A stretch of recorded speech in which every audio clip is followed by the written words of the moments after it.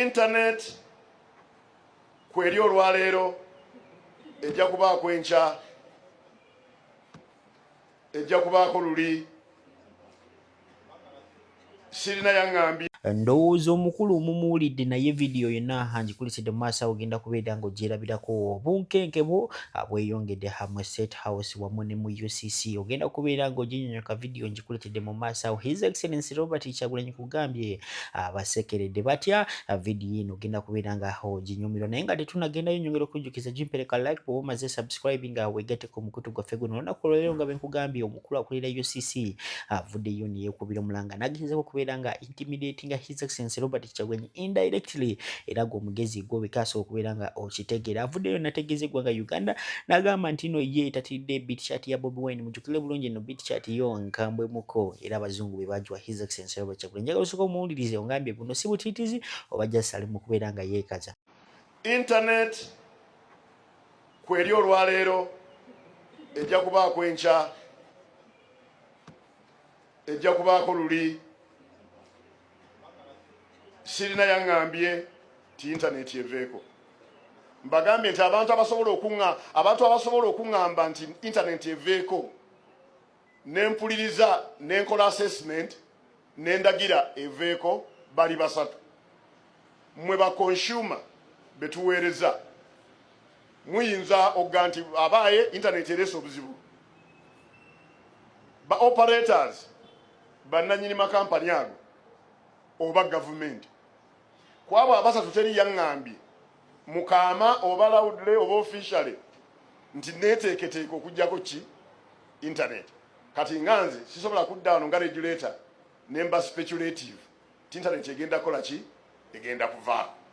N'olwekyo internet kweri era mbagambye ti bwe wabaawo ekijja okugisaako internet feke nnyini nze kennyini nja kukomawo wano mbabuulire lwaki internet evuddeko. Bwe kiba bwekiri naye sinnakiraba temmanyi egudde bugenzi sinnakiraba. Waliwo ebintu ebituuka n'olaba nti obudde twali bade twatandika dde okuteekateeka nga tuteekateeka naye sinnateekateeka, sirina nteekateeka eyo era teri yankubye kaama nti nteeketeeke. N'olwekyo mubeere kyatereme basi kya musannyo eyo tugimanyi, mbategeeza nti tugimanyi bulungi. Bit kyateekozesa bluetooth ena protocol gye bayita nostrom gyekozesa okozesa unlicensed spectrum amayengo getawa license okola bu communication meters 100 mita 2 tugimanyi. Oyagala kukozesa eyo okumenya amateeka tojja kusobola kukikola kubanga tugimanyi. Nabagambye nga regulator nze nsinga okuba n'abakugu mu byempuliziganya mu ggwanga mu ekyo nkibagambye ddala nkiddemu. Nina abakugu bangi nnyo ba software engineers ne ba electrical engineers ebyo babimanyi nnyo babisoma nnyo babimanyi. So ekyo kireme kuba kya musannyo ekya bit chat tukimanyi nnyo n'okusinga abakibagamba. So there's no problem. Yeah. Alright, bana basajja nabagamba nti batya dda gwatana subscribinga omukulu Louis Lubongoyo ayina abyayisizaawo eno video njagala ogiwa obudde gwe munankyukakyuka oba osobola gisharingira ne bajjajjaabo mu kyalo basobole okubeera nga bapikinga information eno. Soka owulize ongambe biki abyofunyeemu ekyokuyiga. We have our president has set foot in 130 districts, which is a miracle considering the kinds of challenges that we have encountered on this campaign, considering the violence, the brutality, the killing of our people and all these things. But our president has covered 130 districts. Uganda has 146 districts and cities. So, meaning that there are only 16 that he hasn't stepped in. That means we have covered 89% of the districts in Uganda, districts and cities. Because cities are taken separately from districts. And he has been able to set foot in 89% of those areas. We missed out on several districts, 6 of them. That's Mbarara, Otuke, Padel, Chihula, Kanungu, and Fort Poto. If you look at the reasons why we missed out on those, most of those reasons are security related. The security forces interrupting our activities, taking our candidate through very, very long routes and making it impossible for him to get to the designated venues on time. In some cases, they just did blockades. You saw what happened in Fort Portal. In Barara, you remember, we were raided and so many people arrested. They blocked us really from proceeding to campaign there. So yes, that is the challenge. We are, of course, going to cover some of the districts we had missed out on. In particular, Mbarara and Kanungu, we are going back there. In Mukono, we hadn't covered 2 constituencies of Mukono Municipality and Mukono South, and we shall go there and campaign there.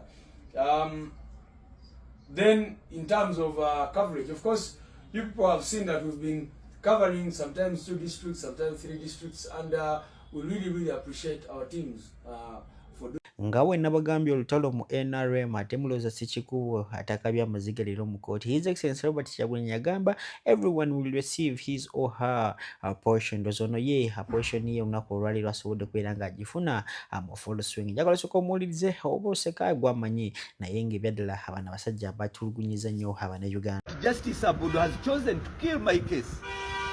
I don't know who has compromised her.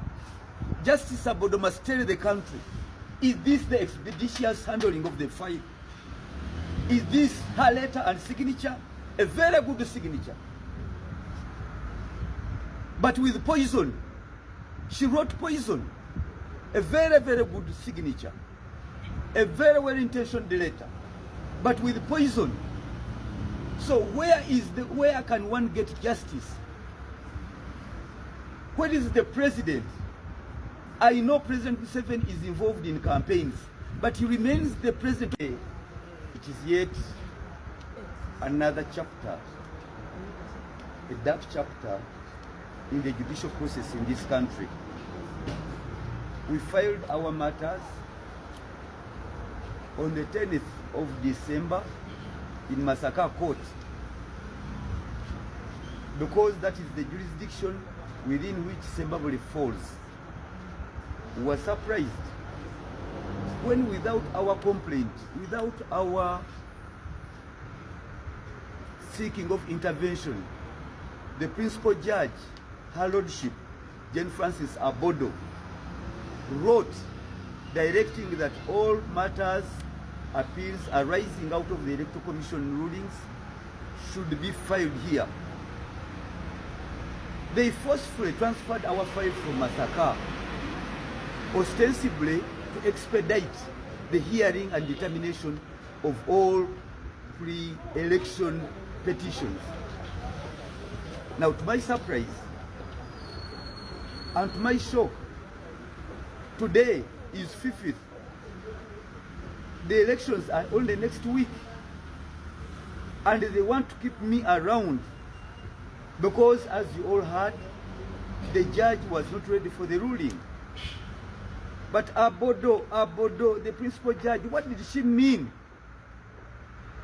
What did she mean to kill my case? What did she intend to do with my case? It is very sad that the judiciary itself is emasculating justice of the people. Why do we participate if they know they are denying us even the smallest justice one can apply for or can aspire for? There was no reason for them to transfer the file from Masaka. They said it was to expedite the ruling before the 9th. But today is marking the peak of the campaigns. I'm here. I'm being made to rotate around courtrooms. I was in Masaka, they told me your file has been called to Kampala. The judiciary is in collusion with the Electoral Commission to kill justice. The Electoral Commission failed in its mandate because the Electoral Commission got involved with the forging of signatures. General Ashande had only 7 signatures. And now the Electoral Commission was colluding and adding more signatures. The Electoral Commission found Walukaga his certificate from National Council for Higher Education. They looked behind his certificate to disqualify him. But